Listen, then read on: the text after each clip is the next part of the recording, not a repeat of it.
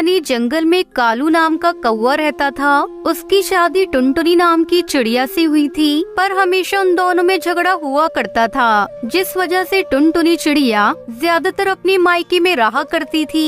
एक दिन की बात है, टुनटुनी चिड़िया खाना बनाकर कालू कौवे को देने जाती है। कालू कौवा जब खाना खाता है तो खाने में नमक ज्यादा होता है। कितना नमक कर दिया है खाने में, अब तू ही खा इसे।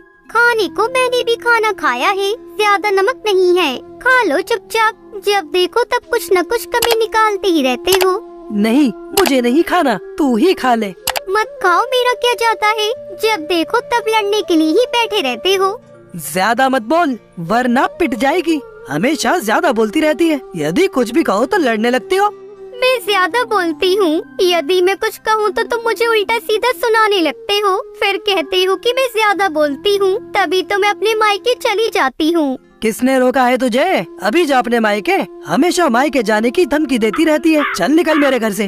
बड़ी आई मायके वाली, जब देखो तब मायके चली जाती है। टुनटुनी चिड़िया अपना सामान पैक करके अपनी मायके चली जाती है। टुनटुनी चिड़िया के जाने के बाद कालू कौवा अपने आप से कहता है, तब तक आप लोग कमेंट में बताएं 20x20 कितने होते हैं। अब की बार मैं इसे लेने ही नहीं जाऊंगा। अब देखूंगा ये कैसे लौट कर आती है। ज्यादा मुझे अकड़ दिखाती है ना, अभी पता चलेगा इसे।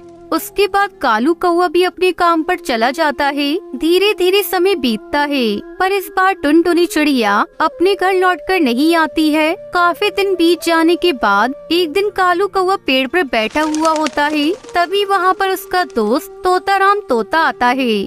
अरे यार, बहुत दिन हो गए, अभी तक भाभी लौट कर नहीं आई है, क्या तू उन्हें लेने नहीं गया?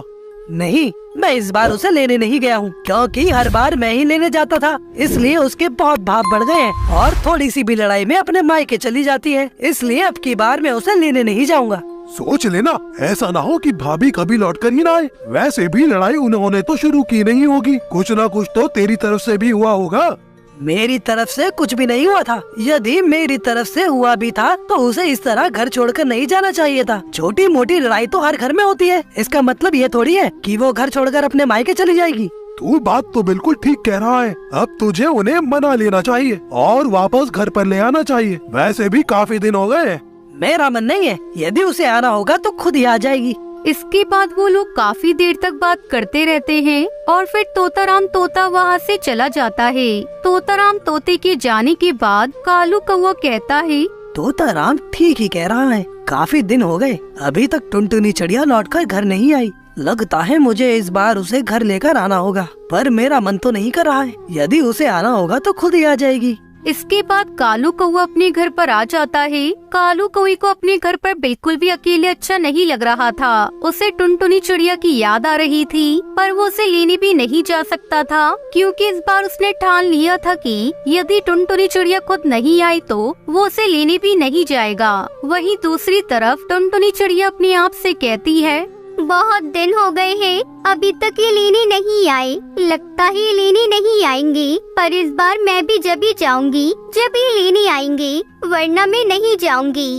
एक महीना होने को आता है, पर अभी तक टुनटुनी चिड़िया घर लौटकर नहीं आती है। कालू कौवा भी काफी ज्यादा उदास हो जाता है और उसे कुछ भी समझ में नहीं आता है कि वो क्या करे। तभी वहाँ पर उसका दोस्त तोताराम तोता आता है और कालू कौवे से कहता है, अरे यार, अब तो 1 महीना होने को आ गया है, तू भाभी को लेकर नहीं आया?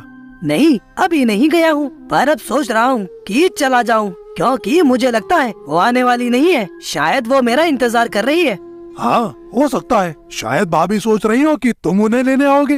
पर मेरा मन नहीं हो रहा है कि मैं उसे लेने जाऊँ, क्योंकि वो मुझसे लड़ाई करके गई थी।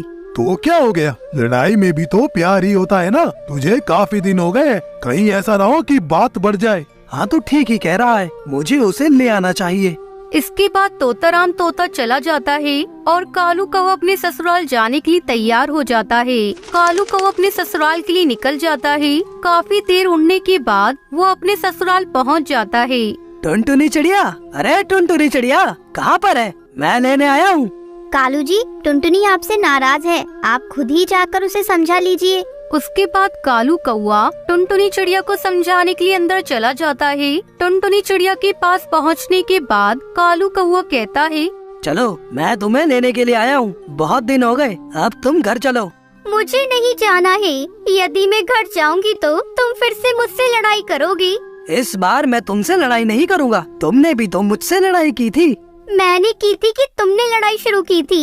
अगर तुमने आगे से मेरे साथ लड़ाई की तो मैं कभी भी तुम्हारे साथ घर नहीं लौटूंगी। मैं तुम्हें अभी से बता देती हूँ। अच्छा ठीक है, मैंने ही लड़ाई शुरू की थी, पर आगे से ऐसा कुछ नहीं कहूँगा। अब तुम मेरे साथ चलो। इसके बाद टुनटुनी चिड़िया कालू कौवे के साथ जाने के लिए तैयार हो जाती है। आप दोनों कम झगड़ा किया करो, क्योंकि यदि आप लोग ऐसे ही झगड़ा करोगे तो आपकी शादीशुदा जिंदगी अच्छे से नहीं चल पाएगी और इससे आप लोगों को भी दुख होगा। जी आप ठीक कह रही हैं, आगे से मैं ध्यान रखूंगा। इसके बाद कालू कौवा टुनटुनी चिड़िया को लेकर अपने ससुराल से चला जाता है। सुंदरवन के गांव में एक कालू नाम का किसान कौवा रहता था। उसकी पत्नी का नाम टुनटुनी था। कालू कौवा बहुत ही मेहनती और ईमानदार था। वो साल भर मेहनत करता था और फसल उगाता था और उसे बेचकर अपना घर चलाता था। इस बार उसने आलू लगाए थे और उसे बहुत अच्छी फसल होने की उम्मीद थी। टुनटुनी देखना, इस बार हमारे आलू बहुत अच्छे और बड़े बड़े होंगे। मैंने इस बार बहुत मेहनत की है और खाद और सिंचाई का भी खास ख्याल रखा है। भगवान ऐसा ही हो। पिछली बार की तरह अगर इस बार भी हमारी फसल बर्बाद हो गई तब तो हम जीने लायक नहीं बचेंगे। इस घर में अनाज का एक दाना भी नहीं बच पा रहा है और हमारे ऊपर उधार भी कितना है। कालू कौवे के घर के बगल में उनकी एक पड़ोसन सुंदरी कौवी रहती थी, जिसे टुनटुनी चिड़िया और कालू कौवे की खराब हालत पर हंसने में बहुत मजा आता था। वो कालू टुनटुनी की सब बातें सुन लेती है और फिर आकर उनसे कहती है, ये मैंने क्या सुन लिया। एक तो तुम लोग गरीब हो, ऊपर से उधार कितना सारा है। मुझे तो तुम दोनों की हालत पर तरस आता है। वैसे टुनटुनी, आज रात मेरे घर पे मेहमान आने वाले हैं। तुम खाना बनाने के लिए आ जाना। मैं तुम्हें 2-4 चवन्नी तो दे दूंगी। इसी बहाने तुम्हें पैसे देखने को नसीब तो होगा। टुनटुनी चिड़िया को सुंदरी की बातें बिल्कुल अच्छी नहीं लगती। वो इसी तरह हमेशा कालू और टुनटुनी चिड़िया का मजाक बनाती रहती थी। थोड़ी देर बाद कालू अपने खेत जाता है। ऊपर से देखने में उसके आलू के पौधे बहुत ही हरे और बड़े लगते हैं। कालू को वो खुश हो जाता है कि इस बार उसके आलू बहुत अच्छे हुए हैं। वो जाकर एक आलू को उखाड़ कर देखता है तो उसमें नीचे कुछ भी नहीं था। उसी तरह वो दूसरा आलू निकालता है तो उसमें भी कुछ नहीं दिखता। कालू को वो परेशान होकर उखाड़े हुए आलू के बगल में बैठ जाता है। अरे ऐसा कैसे हो सकता है? मैंने तो सब कुछ अच्छे से किया है, पर फिर भी पौधों के नीचे आलू क्यों नहीं हुए हैं? मैं तो बर्बाद हो जाऊंगा। अब मैं क्या करूं? मुझे तो कुछ समझ नहीं आ रहा है। ये सब सोचकर कालू रोने लगता है। जैसे ही उसके आंसू आलू के पौधे पर पड़ते हैं, सभी पौधों में सोने के आलू आ जाते हैं। कालू ये देखकर बहुत ज्यादा हैरान हो जाता है। अरे ये क्या? इन सब में तो सोने के आलू आ गए। अब तो मेरी सारी समस्या का समाधान हो जाएगा। मैं सारा उधार चुका दूंगा और घर के लिए राशन भी खरीद लूंगा। भगवान तेरा लाख लाख शुक्रिया। कालू सारे सोने के आलू को एक बोरे में भरकर घर ले जाता है और टुनटुनी को इस बारे में कुछ नहीं बताता। एक आलू को बेचकर वो अपने घर में राशन खरीद लेता है और इसी तरह सारा कर्ज भी चुका देता है। एक दिन सुंदरी कौवी घर आती है। मैंने सुना है तेरा पति इस बार आलू बेचने नहीं गया। क्या हुआ? तुम दोनों की फसल इस बार भी बर्बाद हो गई क्या? अब तो तुम लोग सड़क पे आ जाओगे। ऐसा कुछ नहीं है, हमारी फसल अच्छी हुई है और हम सड़क पर भी नहीं आने वाले। लगता है कालू ने तुम्हें कुछ बताया नहीं। उससे पूछो जरा, बाजार में आलू बेचने क्यों नहीं गया? तुम लोग उधार कैसे चुकाओगे? अब तो राम ही बचा पाएंगे तुम दोनों को। इतना बोलकर पड़ोसन हंसते हुए घर से बाहर चली जाती है। टुनटुनी चिड़िया बहुत दुखी हो जाती है कि कालू ने उसे कुछ भी नहीं बताया और अगर फसल बर्बाद हो गई थी तो राशन का सामान कहाँ से लाया था। कालू जब घर लौटता है तो वो उससे पूछ ही लेती है। पड़ोसन कह रही थी कि आप शहर के जंगल में आलू बेचने के लिए नहीं गए। आपने मुझे कुछ बताया क्यों नहीं? बताइए, हमारी सारी आलू की फसल बर्बाद हो गई थी। उसमें कहीं भी एक भी आलू नहीं था, तो आप पैसे कहाँ से लेकर आए? उसके बाद कालू टुनटुनी चिड़िया को सारी बात बताता है और उसे सोने के आलू का बोरा दिखाता है। सुंदरी कौवी छुपके से खिड़की से झांक रही होती है और वो भी सारी बातें सुन लेती है। अरे इन गरीबों के पास इतना सारा सोना कहाँ से आ गया? ये गरीब इनका क्या करेंगे? ये सब सोना तो मेरे पास होना चाहिए। अगले दिन सुंदरी कौवी टुनटुनी चिड़िया के घर जाती है। अरे गरीबों, तुम दोनों को तो अभी एक समय का पेट भर का खाना भी नसीब नहीं हो रहा होगा। मैंने तुम लोगों की मदद करने का निश्चय किया है। आज तुम दोनों के लिए मेरे घर पे दावत है, दावत खाने जरूर आ जाना। कालू और टुनटुनी को ये बात सुनकर हैरानी होती है, पर फिर भी वो दोपहर में पड़ोसन के घर दावत खाने चले जाते हैं। वहाँ पर सुंदरी उन्हें तरह तरह के पकवान परोसती है। कालू कौआ और टुनटुनी चिड़िया खाना खाने लगते हैं। सुंदरी चुपके से अपने घर से निकलकर उनके घर में जाती है और आलू के बोरे में से आलू निकालकर लेने लगती है। जैसे ही वो आलू को हाथ लगाती है, वो आलू एक भारी पत्थर में बदल जाता है। वो पत्थर पड़ोसन के पैर पर गिर जाता है। मेरा पैर!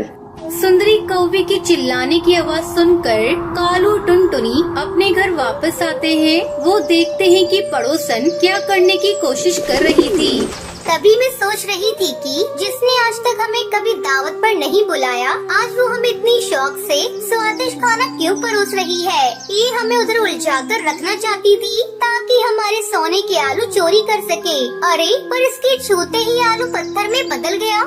इस सुंदरी ने लालच में आकर हमारे आलू चोरी करने की कोशिश जो की है, इसको जीवन धन दौलत की कोई कमी नहीं है, फिर भी इसे संतोष नहीं है। दूसरों के धन दाने पर इसकी नजर आ जाती है। इसी वजह से ही सोने के आलू पत्थर में बदल गए हैं। हाँ कालू, तुम सही कह रहे हो।